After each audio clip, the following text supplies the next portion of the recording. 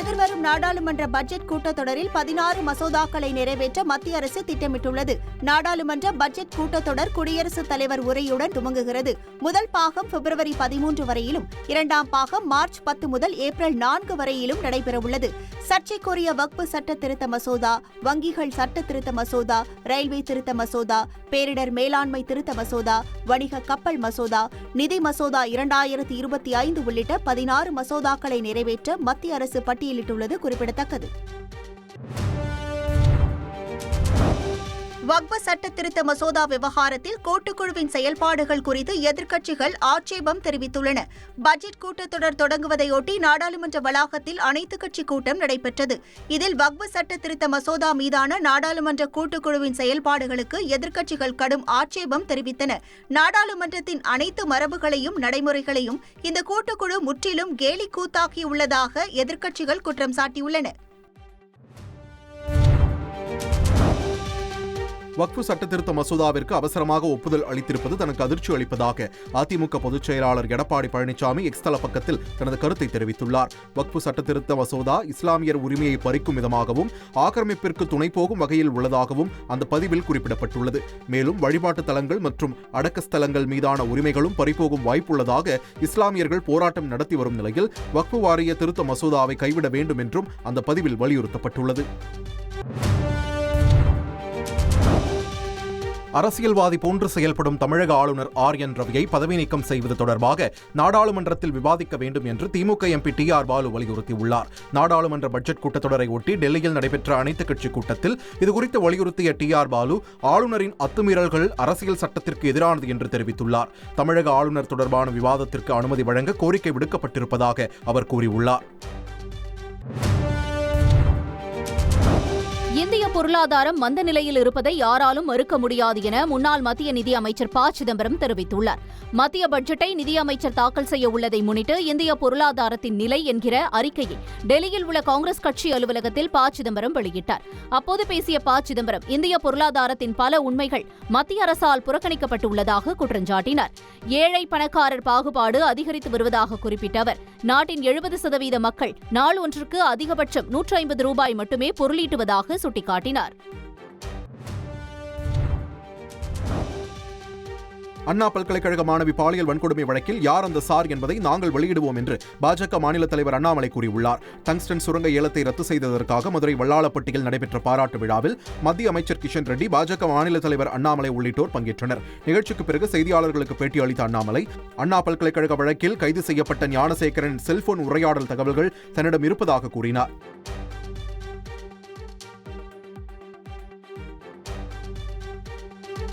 ஞானசேகரனுடைய கால் detail record எங்கிட்ட இருக்கு, நான் வெளியிடாம இருக்கேன். ஞானசேகரனுடைய மொபைல் போன் ரெக்கார்டு எங்கிட்ட இருக்கு, எடுத்து வச்சுட்டேன். எல்லாத்தையும் அனலைஸ் பண்ணிட்டேன்.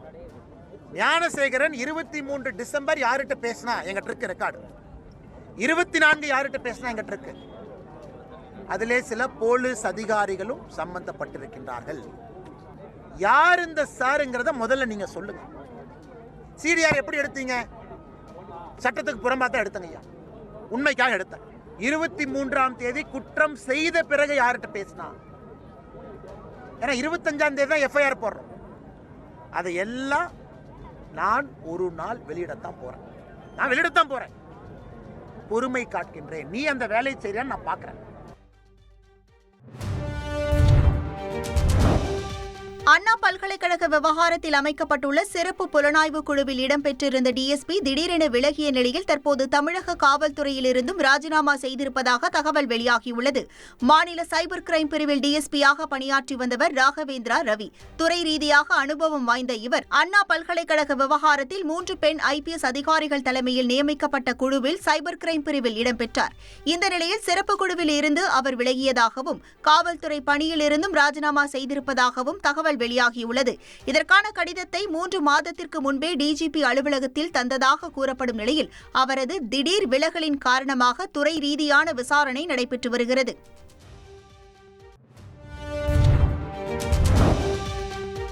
சென்னை ECRல் காரில் இளைஞர்களின் 2 கார்களையும் போலீசார் பறிமுதல் செய்ததைத் தொடர்ந்து காட்டாங்குளத்தூரில் செயல்படும் தனியார் கல்லூரி மாணவரை பிடித்து போலீசார் விசாரணை நடத்தினர். விசாரணையில் அந்த மாணவர் சம்பவத்தில் தொடர்புடையவர் என்று உறுதி செய்யப்பட்டது. இதனையடுத்து மாணவரை கைது செய்த போலீசார் மேலும் 3 பேரை அடையாளம் கண்டுள்ளனர். அவர்களையும் கைது செய்ய போலீசார் தீவிரம் காட்டி வருகின்றனர்.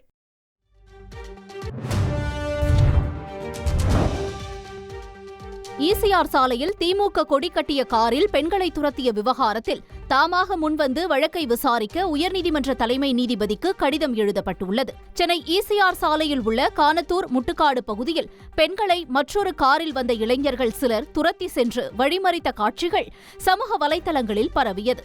துரத்திய காரில் திமுக கொடி கட்டியிருந்த நிலையில் கடும் கண்டனங்கள் எழுந்தன. இந்த நிலையில் உயர்நீதிமன்றம் தாமாக முன்வந்து வழக்கை விசாரணைக்கு எடுக்க கோரி தலைமை நீதிபதிக்கும் பதிவாளருக்கும் கடிதம் எழுதப்பட்டுள்ளது. ஆளுங்கட்சியை சேர்ந்த சிலரை காப்பாற்ற நினைப்பதாக அந்த கடிதத்தில் குறிப்பிடப்பட்டுள்ளது.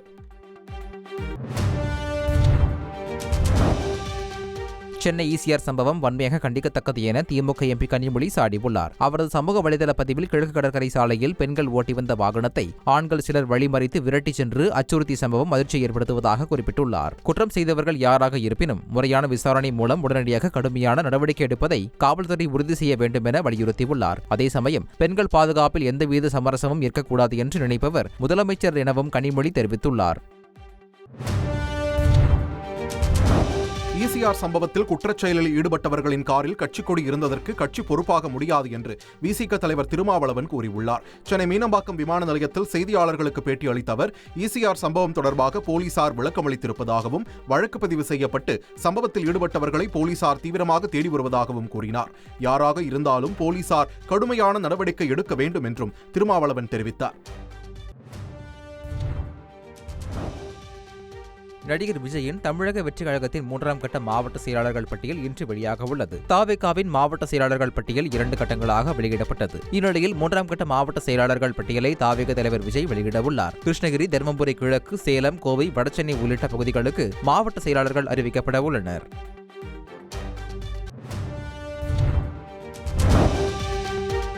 மத்திய பட்ஜெட்டுக்கு பின்னர் தங்கம் விலை குறைய வாய்ப்பு இருப்பதாக தங்கம் மற்றும் வைர நகை வியாபாரிகள் சங்க தலைவர் ஜெயந்திலால் சலானி நம்பிக்கை தெரிவித்துள்ளார்.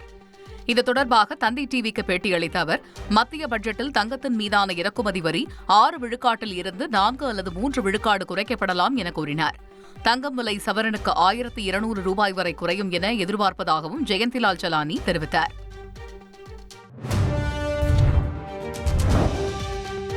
தங்களை அழைத்து அரசு பேசாவிட்டால் பிப்ரவரி 1ஆம் தேதி முதல் கூடுதல் கட்டணம் வசூலிப்போம் என்று ஆட்டோ ஓட்டுநர் சங்கத்தினர் கூறியுள்ளனர். ஓலா, ஊபர் போன்ற நிறுவனங்கள் அரசு நிர்ணயித்த கட்டணத்தை விட கூடுதல் கட்டணம் வசூலிக்கும் நிலையில் அவற்றின் மீது அரசு நடவடிக்கை எடுப்பதில்லை என்று ஆட்டோ ஓட்டுநர் சங்கத்தினர் குற்றம் சாட்டியுள்ளனர். போக்குவரத்து துறை அமைச்சர் மற்றும் அதிகாரிகள் ஆட்டோ தொழிற்சங்கத்தினரை அழைத்து பேசி உடனடியாக கட்டணத்தை உயர்த்தி அறிவிப்பு வெளியிட வேண்டும் என்றும் அவர்கள் கேட்டுக் கொண்டனர். வேலூரில் பெண் மருத்துவர் கூட்டு பாலியல் வன்கொடுமை செய்யப்பட்ட வழக்கில் குற்றவாளிகளுக்கு 62 ஆண்டுகள் சிறை தண்டனை விதிக்கப்பட்டுள்ளது.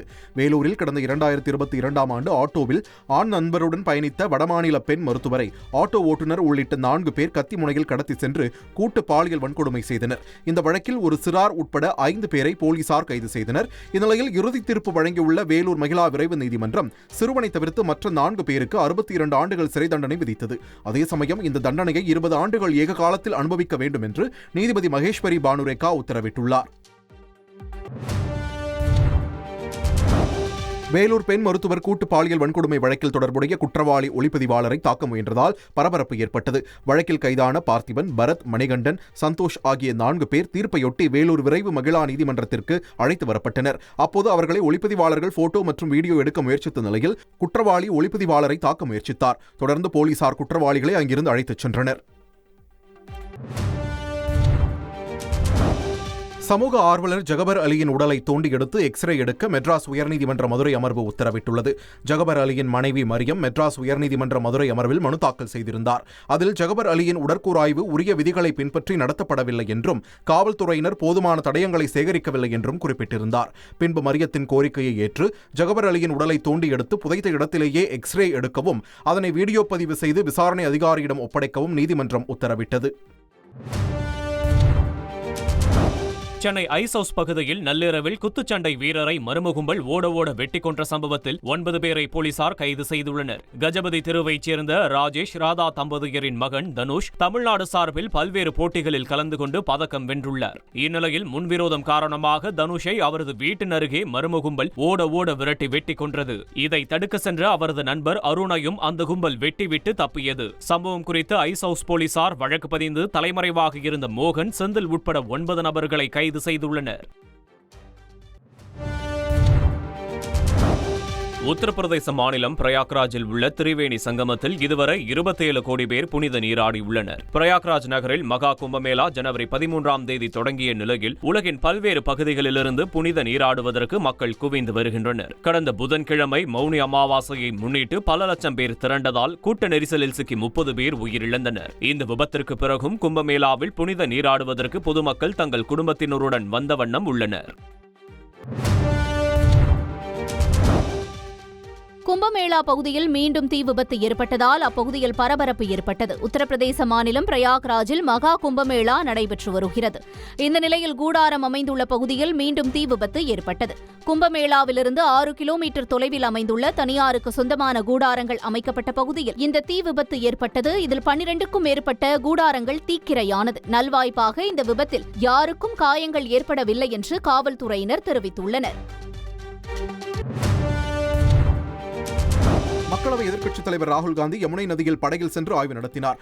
யமுனை நதி அசுத்தம் குறித்து அப்பகுதி மக்களுடன் கலந்துரையாடிய ராகுல் காந்தி 2025 வந்துவிட்டது, டெல்லி யமுனையில் எப்போது நீராடுவீர்கள் என்று அரவிந்த் கெஜ்ரிவாலுக்கு கேள்வி எழுப்பியுள்ளார்.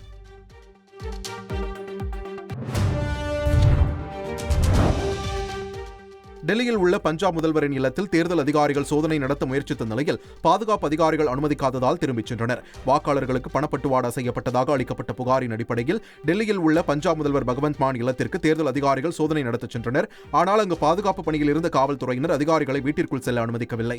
இதனால் அதிகாரிகள் திரும்பிச் சென்றதாக டெல்லி தேர்தல் அலுவலகம் விளக்கம் அளித்துள்ளது.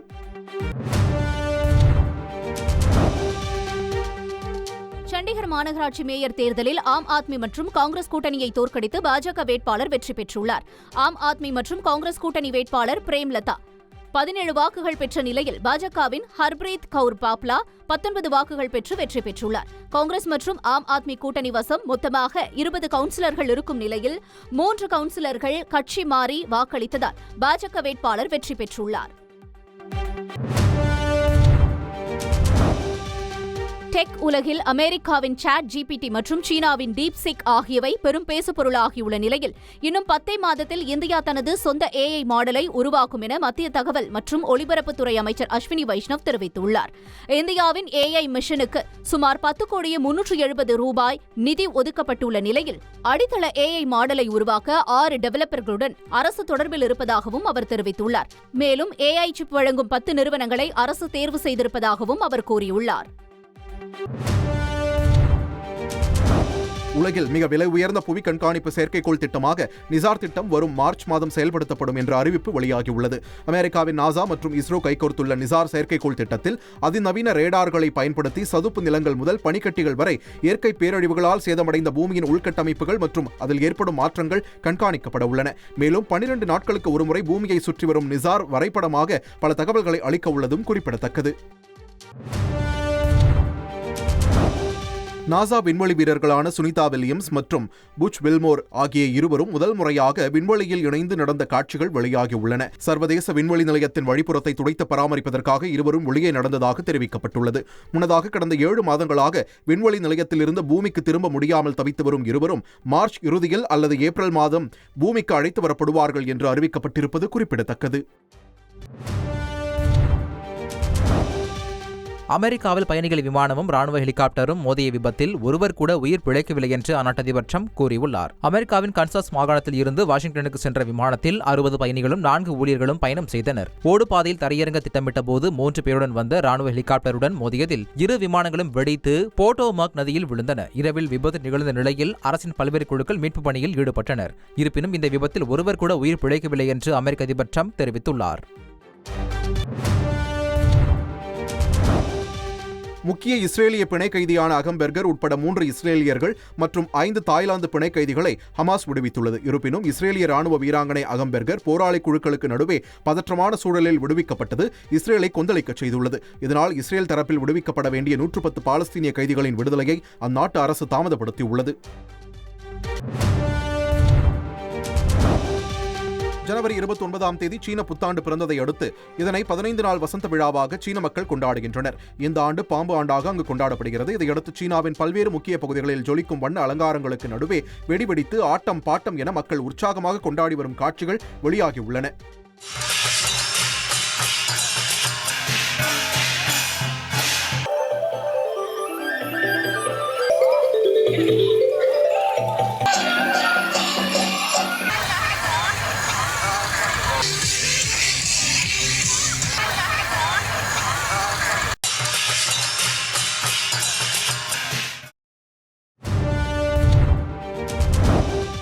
சீனாவின் வசந்த விழாவை ஒட்டி தென்னாப்பிரிக்காவின் உயரமான கட்டிடமான லியோனார்டோ டவர் ஒளி காட்சிகளால் அலங்கரிக்கப்பட்டுள்ளது. 234 மீட்டர் உயரம் கொண்ட அந்த கட்டிடத்தில் இரவு நேரத்தில் சீனாவின் புத்தாண்டு, வசந்த விழா ஆகியவற்றை குறிக்கும் காட்சிகளும் வாழ்த்து செய்திகளும் காண்போரை பரவசப்படுத்துகின்றன. இதை தென்னாப்பிரிக்க மக்களும் சீனர்களும் கண்டு ரசித்து தங்கள் செல்போனில் படம் பிடித்து செல்கின்றனர்.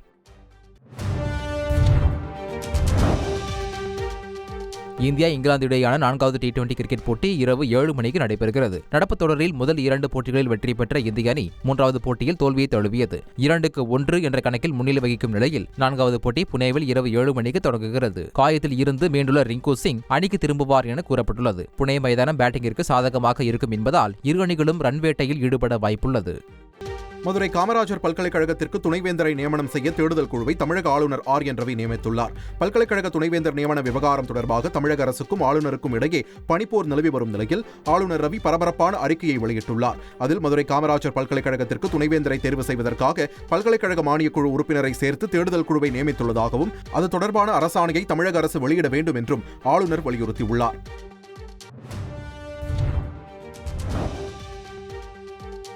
மாணவர்கள் உரிமையையும் பல்கலைக்கழக அதிகாரத்தையும் பறிப்பதற்கு மத்திய அரசு அறிவித்துள்ள புதிய வரைவு நெறிமுறைக்கு உயர்கல்வித்துறை அமைச்சர் கோவிட் செழியன் கடுமையான எதிர்ப்பை பதிவு செய்துள்ளார். நாகை மாவட்டம் திருமருகல் பகுதியில் உள்ள கணினி மையத்தில் பல்கலைக்கழக UGCக்கு எதிர்ப்பு தெரிவித்து மின்னஞ்சல் அனுப்பும் நிகழ்வு நடைபெற்றது. இந்த நிகழ்வில் கலந்து கொண்ட உயர்கல்வித்துறை அமைச்சர் கோவிட் செழியன் மத்திய அரசுக்கு கண்டனம் தெரிவித்துள்ளார். மேலும் தமிழகம் கல்வியில் முதலிடம் பிடிக்கும் மாநிலம் என்பதால் அந்த வளர்ச்சியை பொறுக்க முடியாமல் மத்திய அரசு செயல்படுவதாக அவர் குற்றஞ்சாட்டினார்.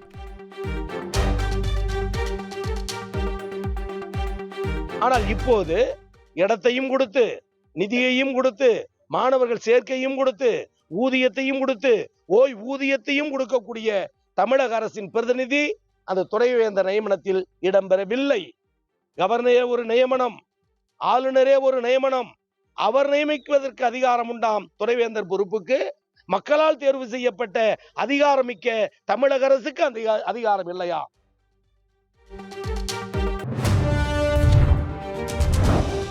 காந்தியின் நினைவு நாளை முன்னிட்டு சென்னை கிண்டி காந்தி மண்டபத்தில் மரியாதை செலுத்தாதது குறித்து முதலமைச்சருக்கு ஆளுநர் RN ரவி கேள்வி எழுப்பிய நிலையில் அமைச்சர் சுவாமிநாதன் அறிக்கை வெளியிட்டுள்ளார். அதில் காந்தி யாரால் ஏன் கொல்லப்பட்டார் என்பது ஆளுநருக்கு தெரியும் என்றும் இந்துத்துவா தீவிரவாதியால் காந்தி கொல்லப்பட்டார் என்பதை வரலாறு என்றும் அமைச்சர் சுவாமிநாதன் தெரிவித்துள்ளார்.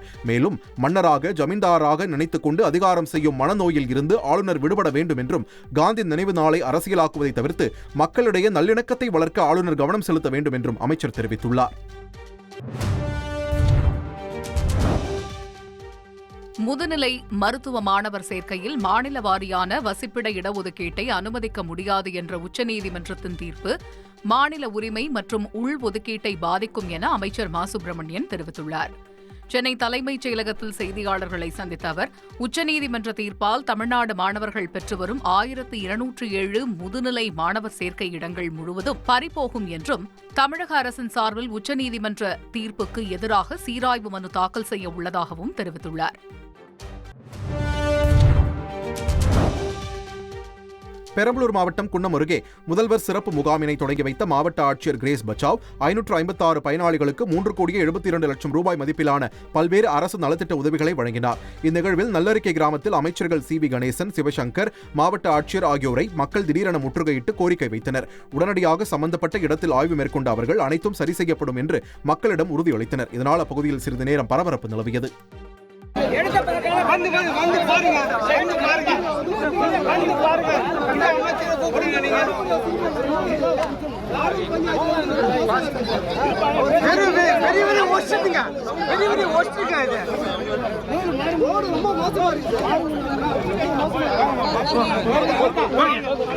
சொல்றேன், எத்தனை இது மாதிரி ரோடு மோசமாக இருக்கோ, நம்ம காலனியில் தெருவு இருக்கோ, இந்த லெட்டர் எழுதி கொடுங்க.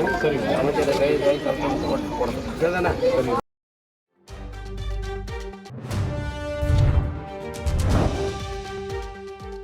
தமிழக காங்கிரஸ் தலைவர் செல்வ பெருந்தகை ஆளும் பாஜக அரசு மற்றும் RSS அமைப்பிற்கு எதிராக கடுமையான கண்டனங்களை பதிவு செய்துள்ளார்.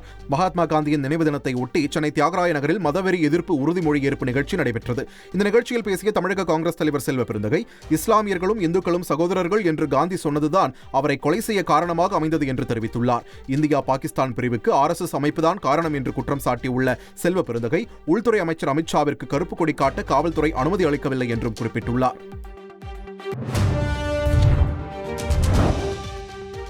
சேலம் மாவட்டம் எடப்பாடி கொங்கனாபுரம் அருகே நெடுஞ்சாலையில் வெள்ளைக்கோடு அடிக்கும் பணியின் போது கேஸ் சிலிண்டர் வெடித்து பெரும் விபத்து ஏற்பட்டது. ஓமலூர் சங்ககிரி இடையே 4 வழிச்சாலை அமைக்கும் பணி நடைபெற்று வரும் நிலையில் சின்னப்பம்பட்டி பகுதியில் சாலையின் நடுவே வெள்ளைக்கோடு வரையும் பணி நடைபெற்று வந்தது.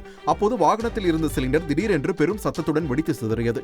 இதில் வாகனத்தில் இருந்த காட்டுமன்னார் கோவிலை சேர்ந்த மாதவன் என்ற இளைஞருக்கு காலில் காயம் ஏற்பட்டது. விபத்து நடந்தபோது அந்த சாலை வழியாக எந்த வாகனமும் செல்லாததால் பெரும் அசம்பாவிதம் தவிர்க்கப்பட்டது.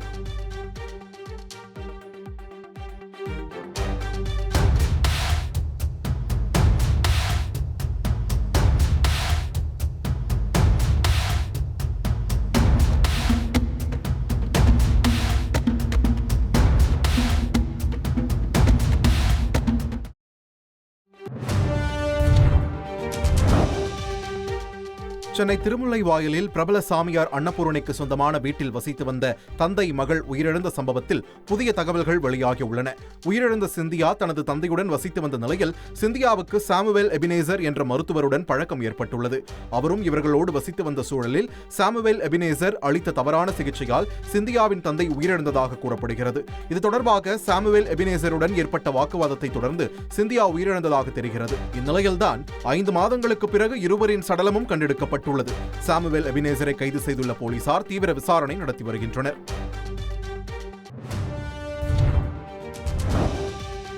பல மாநிலங்களில் ஆன்லைன் மோசடி செய்து பொதுமக்களிடமிருந்த 90 கோடி ரூபாய் ஏமாற்றப்பட்ட விவகாரத்தில் 52 பேரை ஹைதராபாத் சைபர் கிரைம் போலீசார் கைது செய்துள்ளனர்.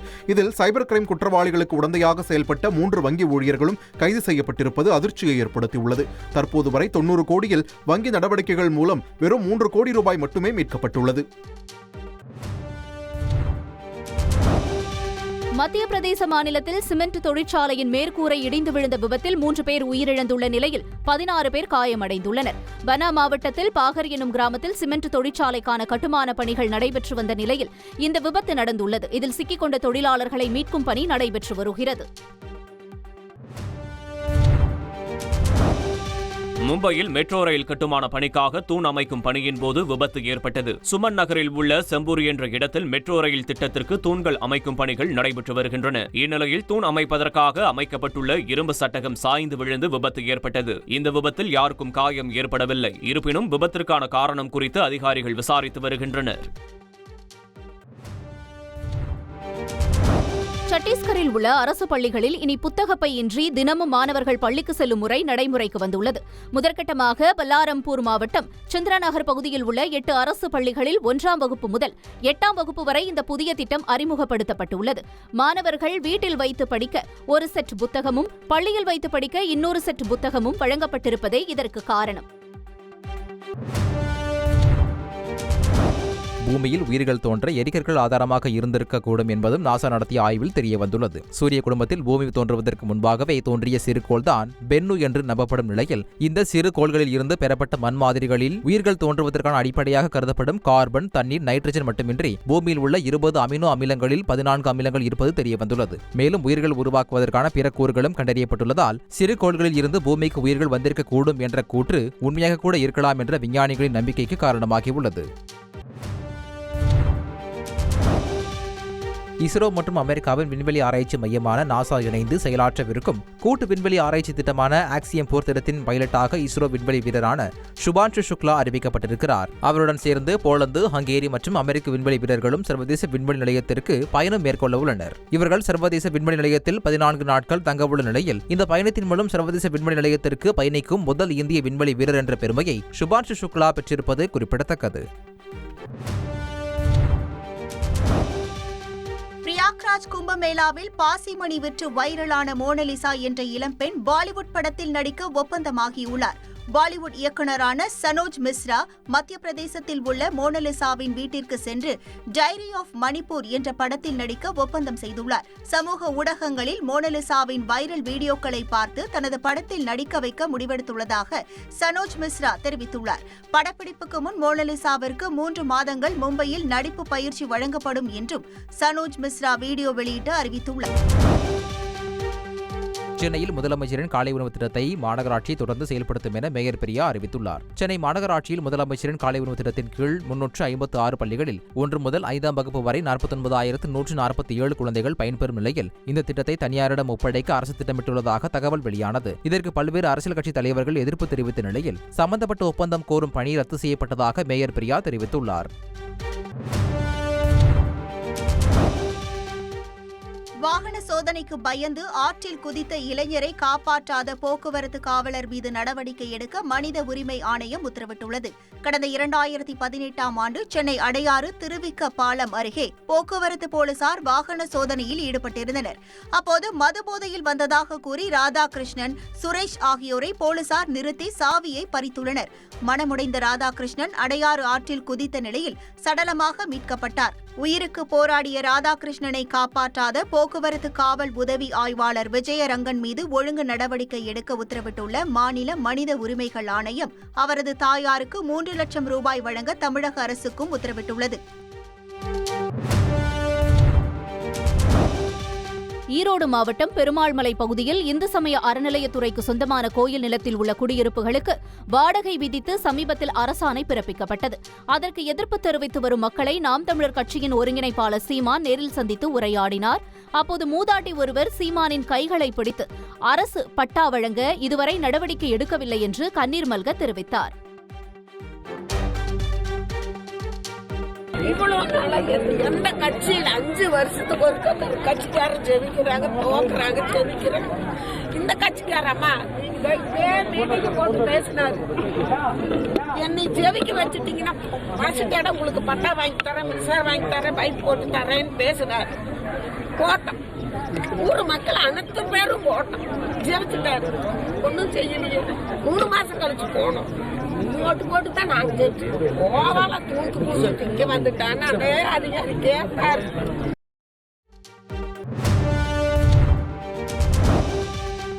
தஞ்சை மாவட்டம் ஆடுதுறை காவல் நிலையத்தில் தாய் கதறிய நிலையில் மகள் கண்டுகொள்ளாமல் சென்றார். ரோஜா பானு என்பவர் மெட்ராஸ் உயர்நீதிமன்ற மதுரை அமர்வில் மனு தாக்கல் செய்திருந்தார்.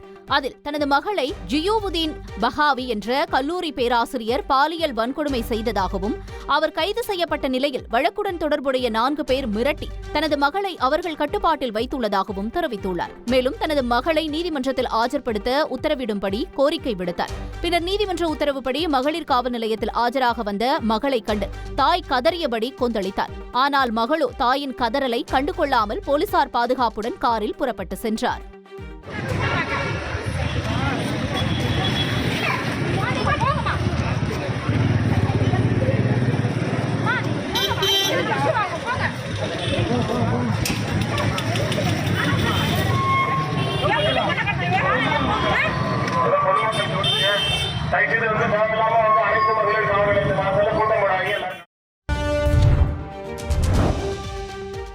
திருச்செந்தூர் அருகே மெய்ஞானபுரத்தில் ஆலய பிரதிஷ்டை விழாவை முன்னிட்டு 2 லட்சம் பேருக்கு அசன விருந்து வழங்கிய நிகழ்வு அனைவரையும் ஆச்சரியத்தில் ஆழ்த்தியுள்ளது.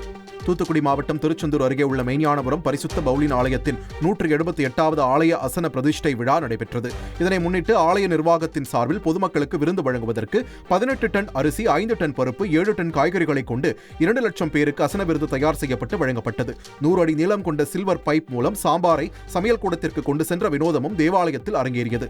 சுற்றியுள்ள பல கிராமங்களைச் சேர்ந்த மக்கள் அசன விருந்தை சாப்பிட்டும் வீடுகளுக்கு பார்சல் செய்தும் கொண்டு சென்றனர்.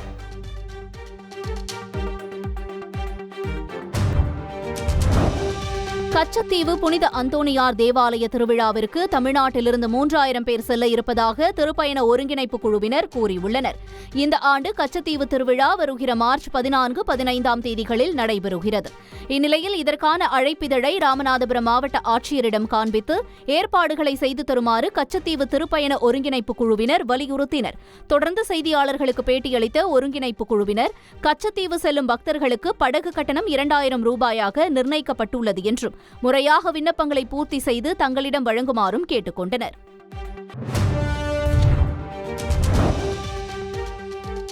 உதகையில் சூரியன் மறைவின் போது மேகங்கள் வானில் வர்ணஜாலம் நிகழ்த்திய காட்சிகள் காண்போரை கவர்ந்தெழுத்தது. வானில் ஓவியம் தீட்டியது போல் தென்பட்ட மேகங்கள் தீப்பிழம்பு போல் ஜொலித்தன. உயரமான தொலைபேசி கோபுரங்களும் மேகங்களோடு அழகாய் காட்சியளித்தது பார்வையாளர்களை வியக்க வைத்தது. குழந்தை திருமணம் நடத்தப்பட்டால் கடும் நடவடிக்கை எடுக்கப்படும் என்று திருவண்ணாமலை மாவட்ட ஆட்சியர் பாஸ்கர பாண்டியன் எச்சரித்துள்ளார். செய்யாறு அருகே புரிசை கிராமத்தில் நடைபெற்ற மனுநீதி முகாமில் பங்கேற்று பேசிய மாவட்ட ஆட்சியர் பாஸ்கர பாண்டியன், குழந்தை திருமணம் நடத்தப்பட்டால் சம்பந்தப்பட்டவர்கள் மட்டுமின்றி திருமணத்திற்கு வருபவர்கள், புகைப்படம் எடுப்பவர், மண்டப உரிமையாளர் என அனைவரது மீதும் நடவடிக்கை எடுக்கப்படும் என்றும் அபராதம் விதிக்கப்படும் என்றும் எச்சரித்தார். காஞ்சிபுரம் மாவட்டம் படப்பையில் பாலியல் தொல்லை புகாரில் அதிமுக நிர்வாகி கைது செய்யப்பட்டார். அதிமுகவைச் சேர்ந்த பொன்னம்பலம் என்பவரது வீட்டில் 2 பெண்கள் வாடகைக்கு குடிவந்ததாக கூறப்படுகிறது. சில நாட்களுக்கு முன்பு ஒரு பெண்ணுக்கு பாலியல் தொல்லை அளித்ததாக கூறப்படும் நிலையில் இருவரும் மற்றொரு வீட்டிற்கு குடிபெயர்ந்துள்ளனர். தொடர்ந்து அந்த 2 பெண்களையும் குறிப்பிட்ட இடத்திற்கு வரவழைத்து பொன்னம்பலம் பாலியல் தொல்லை அளித்துள்ளார். ஆத்திரமடைந்த 2 பெண்களும் தோழிகளுடன் சேர்ந்து பொன்னம்பலத்தை சரமாரியாக தாக்கியுள்ளனர். இது தொடர்பான வழக்கில் பொன்னம்பலத்தை போலீசார் கைது செய்தனர்.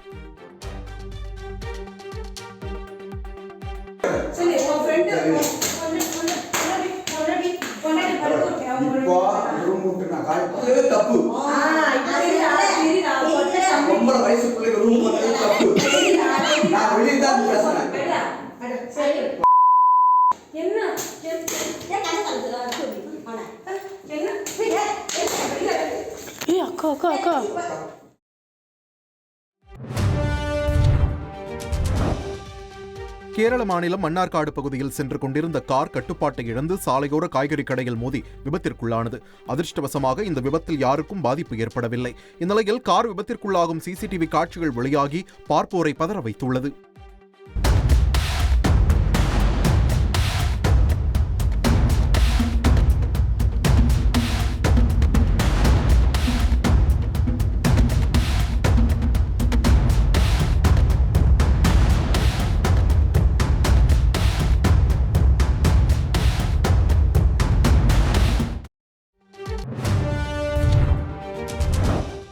மத்திய ஆப்பிரிக்க நாடான காங்கோவில் முக்கிய நகரத்தை கைப்பற்ற M23 கிளர்ச்சியாளர் குழுவினர் திட்டமிட்டுள்ள நிலையில் அதை தடுப்பதற்காக முன்னாள் ராணுவ வீரர்கள், இளைஞர்கள் உட்பட நூற்றுக்கணக்கானோர் காங்கோவின் பகாவு நகரில் திரண்டனர். ஏற்கனவே கோமா நகரம் கிளர்ச்சியாளர்களின் கட்டுப்பாட்டிற்குள் சென்றுவிட்ட நிலையில் பகாவு நகரை எழுந்துவிடக் கூடாது என்பதில் காங்கோ மக்கள் உறுதியுடன் உள்ளனர். மேலும் கிளர்ச்சியாளர்கள் குழுவினர் முன்னேறி வருவதை தடுக்க அரசு விரைவான நடவடிக்கை எடுக்க வேண்டும் என உள்ளூர் மக்கள் கோரிக்கை விடுத்துள்ளனர். ஜப்பானில் சாலையில் ஏற்பட்ட திடீர் பள்ளத்தில் விழுந்த லாரி ஓட்டுநரை மீட்க 4வது நாளாக மீட்புக் குழுவினர் போராடி வருகின்றனர். தலைநகர் டோக்கியோவுக்கு அருகில் உள்ள யாஷியோ நகரின் தார் சாலையில் கடந்த செவ்வாய்க்கிழமை திடீரென்று பெரிய பள்ளம் ஏற்பட்டது. அப்போது அந்த வழியாக வந்த லாரி பள்ளத்தில் விழுந்ததில் லாரியை ஓட்டி வந்த 74 வயது ஓட்டுநரும் உள்ளே சிக்கிக் கொண்டார். அவரை மீட்பதற்கான முயற்சிகள் 4 நாட்களாக நடைபெற்று வருகின்றன. ஆனால் அவர் எந்த நிலையில் இருக்கிறார் என தெரியவில்லை.